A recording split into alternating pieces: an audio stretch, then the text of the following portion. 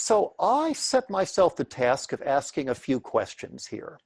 One is, what is the effect of competition on psychological health, and especially psychological health for children, the way they feel about themselves?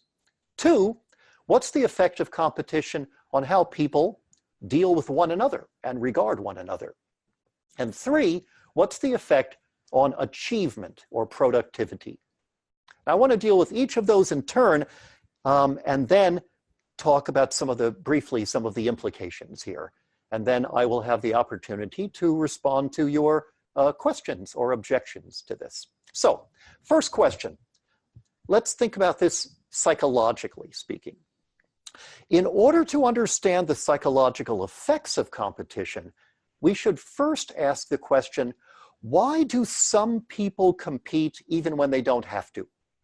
Why do they need to win even when the structure, the classroom or the workplace, has not been set up as a competition and there are no prizes? And you and I both know people like this who show up and they have to be the smartest, the funniest, the person with the most successful job, the most attractive person in the room, or whatever. What leads people to be competitive? And the answer, it turns out, is not strength, but deep insecurity. It is people who are unsure about their own value and worth, who have to desperately not only prove this to the rest of us every day, but to try to prove it by showing they're better than others. Unfortunately, this need, this desire, it's not a desire, it's a need to prove that they're better than everybody with respect to some characteristic or quality, never succeeds. Competitiveness as a personal quality is a failed recipe because you never end up feeling good about yourself for real and forever. So when you lose, you feel awful. And the people who most desperately need to feel good about themselves end up feeling the worst when they lose, paradoxically.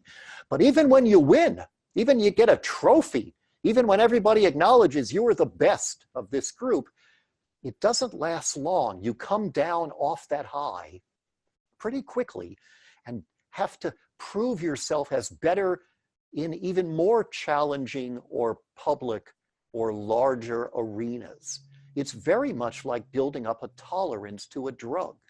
Or, to switch metaphors, trying to feel good about yourself by winning is like trying to quench a thirst by drinking salt water. It's not the solution, it's the problem, and it makes the problem worse. The research on this topic, especially with children, is very, very clear. If you have children who are in cooperative groups learning, independent groups learning, or competitive groups learning, those who have been led to try to compete against one another tend to have the lowest self-esteem. And it's not just low versus high, it's conditional self-esteem. Psychological health for children and for adults is not just about feeling good about yourself. It's about having this unconditional sense of faith in yourself that even when you screw up or fall short, you still have faith that you're a decent person, that you're competent, and that you'll be able to succeed later. Competition teaches children conditional self-esteem. I'm only as good as the last number of people I've defeated. That is a recipe for unhealth, psychologically speaking. Competition, regardless of whether a child wins or loses, has the same effect on self-esteem as sugar has on teeth. So the children who feel best about themselves, not in a grandiose, narcissistic way of thinking they're perfect and lording it all over everybody else, which is typically a sign of a need to compensate for low self-esteem. But a healthy, high, unconditional sense of self, the best way for kids to get that is to avoid competition entirely, not to win. And that's very powerful. Newer research has found that hyper-competitive people, those who really need to win, tend to have low self-esteem on the one hand and an inflated sense of worth on the other. Donald Trump is exhibit A for this. Perhaps you know of public officials who fit into that category too. Second question, how does competition affect the way we deal with one another?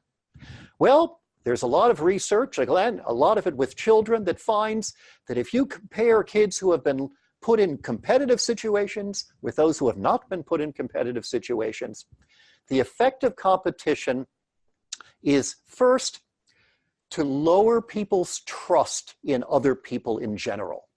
If people are competing, trying to win, they understandably have less trust in others because those others have been defined as their rivals, not as potential allies or friends.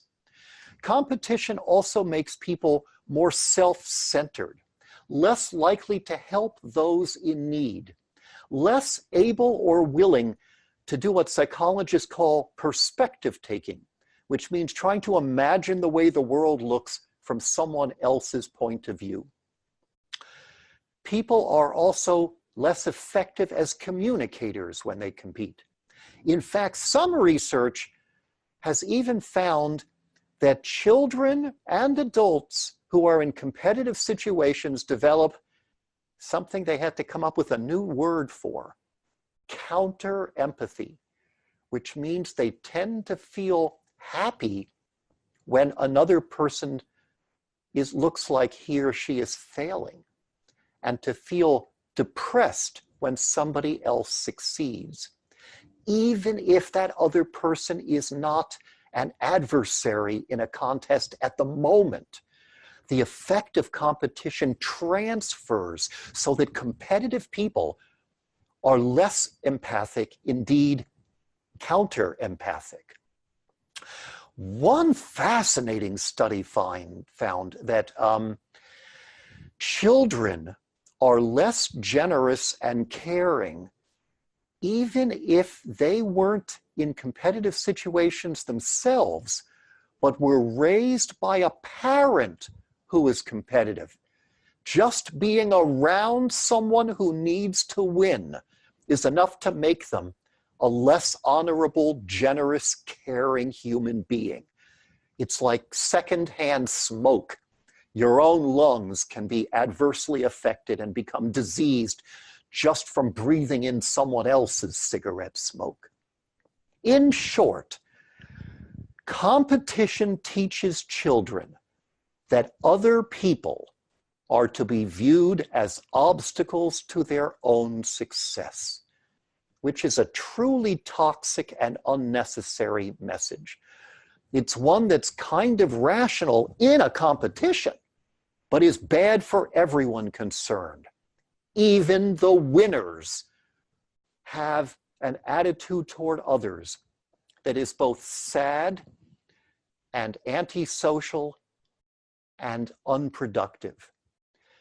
In a competitive environment, children are taught to view losers with contempt, loser, and to view winners with envy, which is not a particularly productive stance, and to view just about everybody as somebody who might be eating my lunch tomorrow, a potential adversary, somebody to be viewed through narrowed eyes, so to speak, to be held at arm's length. In fact, sometimes with teachers, I do an activity where I say, let's talk about how we can create a caring classroom or school community where kids come to think in the plural. It's about us, not just about me. How do we create that? And I do workshops on that sometimes go on for days. But sometimes, to be a little mischievous or perverse, I say, what if you wanted to destroy a caring community in school? What if you wanted to have kids never want to work with or learn from each other? How would you do that? And people come up with various perverse examples of how you would destroy community, like tracking children, which means segregating them by alleged ability into the high group and the low group. That would be an excellent way to destroy community. And there are others. But ultimately, just about every group of teachers comes up with, if I really wanted to destroy that sense of a caring community, which, by the way, is a prerequisite for effective academic learning, to say nothing of social and moral growth, I would destroy community by having assemblies where I give out trophies and certificates, have awards, have contests where kids are pitted against each other. Who can do the best science project? Who can memorize the longest poem? Who read more books? Who did better at spelling or music, art, or sports? Any of these are ways of destroying children's relationship with one another at the moment and handicapping them indefinitely in terms of their relationship with other people. The great American linguist Noam Chomsky referred to competition as training in antisocial behavior. And that's not just when you have too much competition. That's not just when you don't handle it properly. That's competition at its core. The very meaning, all competition by definition means you and I are working at cross purposes. Mutually exclusive goal attainment, as I called it a few moments ago. And that's bad news for our relationships in general. Winners, like losers, tend to lose out from this. When you put people into teams, so we're in a classroom or in a sports event, now there's some cooperation happening, but it's conditional cooperation. It's how can the people in this group work together so that we defeat people in the other group. So cooperation is just the means. Victory is the end, and it ends up multiplying the destructive effects of the competition. The ideal amount of competition is none. The ideal sort of cooperation is within groups and between or among groups. Some people get carried away with this, with competition, and it happens all the time that they cheat in various ways. They cheat academically, they cheat and do things they shouldn't in breaking the rules and being too aggressive in sports. And every time that happens, we blame the individuals as if it had never happened before. Whereas in fact, cheating is an inevitable outgrowth of competition and the logic of having to defeat other people. You don't have to be a good sport if you're playing a cooperative game, because you already want to help everyone to lose. Good sportsmanship is an artificial construct that has to be imported into an environment where the natural tendency is to be nasty because of the structure, not because of a character defect in the individual.